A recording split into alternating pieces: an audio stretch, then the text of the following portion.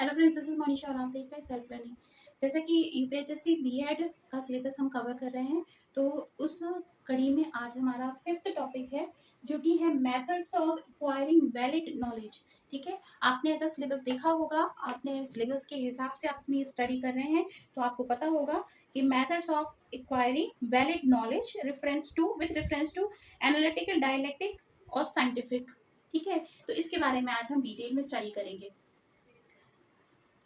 तो इसके पहले के जो टॉपिक्स हैं उनके वीडियोस ऑलरेडी आ चुके हैं, अगर आपने नहीं देखे हैं तो प्लीज देखिएगा, आपको डिस्क्रिप्शन बॉक्स में लिंक मिल जाएगी। और आज हम बात करने वाले हैं methods of acquiring valid knowledge. अब वैलिड नॉलेज का मतलब क्या होता है? जो तथ्यात्मक रूप से सत्य हो, ऑथेंटिक हो, ऐसे नॉलेज को प्राप्त करने के लिए कौन कौन सी एक्वायरिंग मेथड्स हैं, मतलब ऐसी कौन कौन सी मेथड्स हैं जिनको लेकर हम नॉलेज को ले सकते हैं, वैलिड नॉलेज को गेन कर सकते हैं, इसके बारे में पढ़ते हैं। तो यहाँ पर बात करी जा रही है तीन मेथड्स के बारे में, एनालिटिकल मेथड, डायलेक्टिक और साइंटिफिक। अब ये तीनों चीजें क्या होती हैं इसको देख लेते हैं। एनालिटिकल का मतलब होता है विश्लेषणात्मक, डायलेक्टिक का मतलब होता है द्वंद्वात्मक और साइंटिफिक का मतलब होता है वैज्ञानिक। ठीक है, अब देखिए विश्लेषणात्मक मेथड जो है वो मैं आपको पहले भी समझा चुकी हूँ, एक बार मैं फिर बता देती हूँ। विश्लेषणात्मक का मतलब होता है जब हम किसी भी विषय के ज्ञान को छोटे छोटे से टुकड़ों में इकट्ठा करते हैं, जहां से भी उसका संबंध होता है, उन टुकड़ों को इकट्ठा करने के बाद फिर हम उनकी कड़ियां जोड़ते हैं और जोड़ने के बाद किसी एक डिसीजन पर, किसी एक नतीजे पर पहुंचते हैं, जो कि पूर्णतः ऑथेंटिक होता है और पूर्णतः सत्य होता है, क्योंकि हमने हर चीज का विश्लेषण किया हुआ होता है। और विश्लेषण करने के बाद जो हमें प्राप्त होता है वो नॉलेज मिलता है, इसको कहा जाता है विश्लेषणात्मक नॉलेज।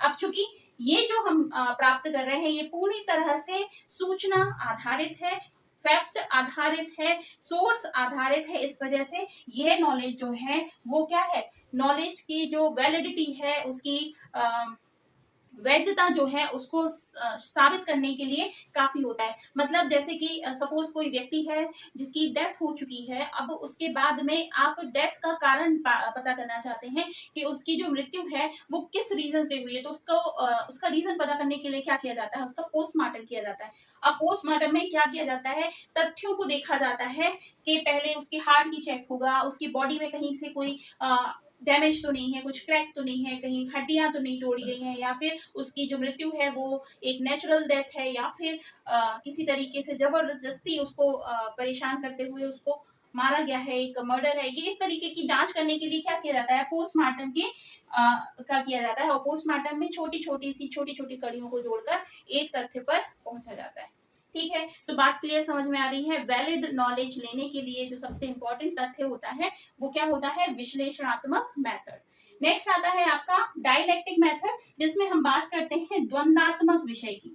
अब द्वंद्वात्मक क्या होता है, जिसको कहा जाता है डिबेट। डिबेट में आपने कई बार पार्टिसिपेट किया गया होगा। जैसे मान लेते हैं ये एक व्यक्ति है और उसने इस एक व्यक्ति से किसी विषय के बारे में डिबेट करी।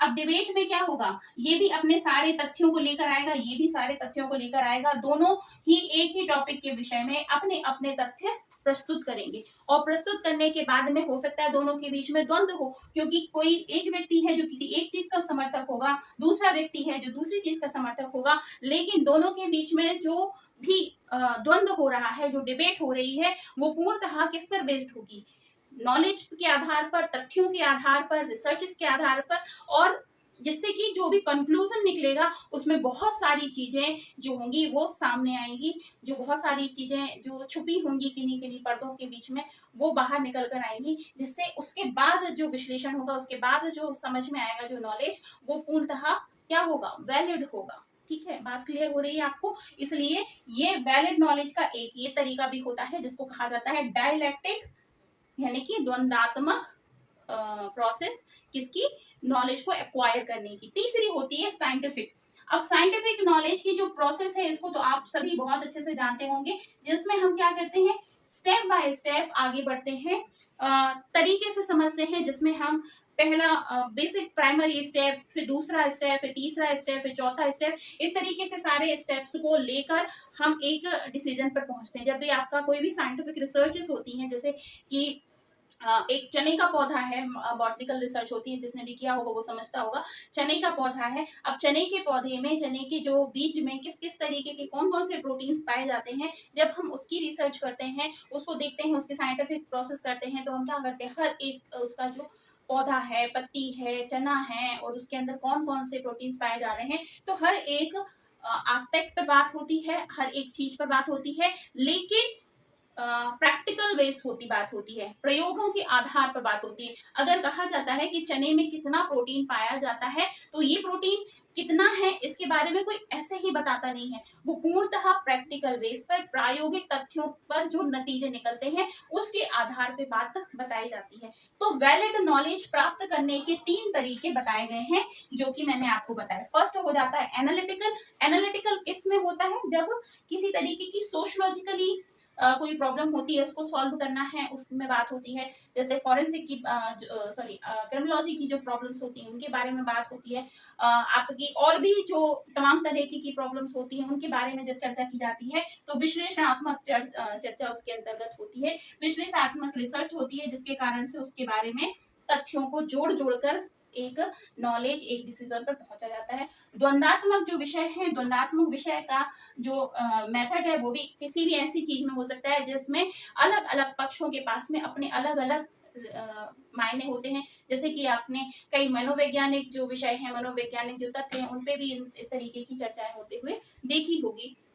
तो पॉलिटिकल जो इश्यूज हैं उन पर भी इस तरीके की चर्चाएं होती हैं। तो जो नॉलेज आता है वो एक द्वंद्व के रूप में चर्चा होने के बाद में सही आता है, जो भी व्यक्ति इसमें अपने आप को सत्य साबित करता है फैक्ट्स के आधार पर, वो वहां पर नॉलेज की ऑथेंटिसिटी क्लियर हो जाती है।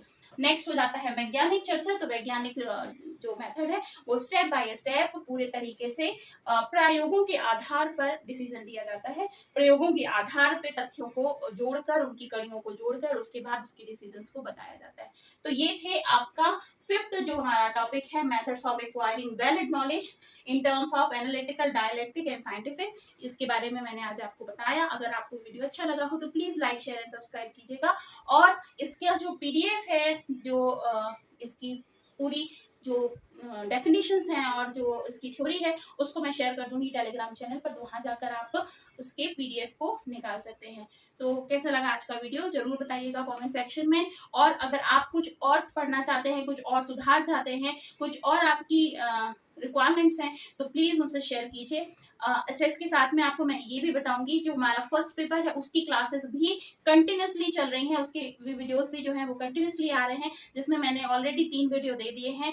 अब आपको नेक्स्ट वीडियो भी मिलेगा बहुत जल्द, जिसमें मैं फर्स्ट पेपर को भी कंप्लीटली कवर कर रही हूँ, तो आप उसमें भी जुड़ सकते हैं। और अगर फिर भी आपके मन में कोई भी डाउट हो तो प्लीज मुझसे जरूर पूछेगा, मैं उसका आंसर देने की पूरी कोशिश करूंगी। So that's all from my side in this video. I hope आपको वीडियो अच्छा लगा होगा। अगर ऐसा है तो प्लीज लाइक जरूर कीजिएगा और शेयर जरूर कीजिएगा। Thank you so much. Bye bye.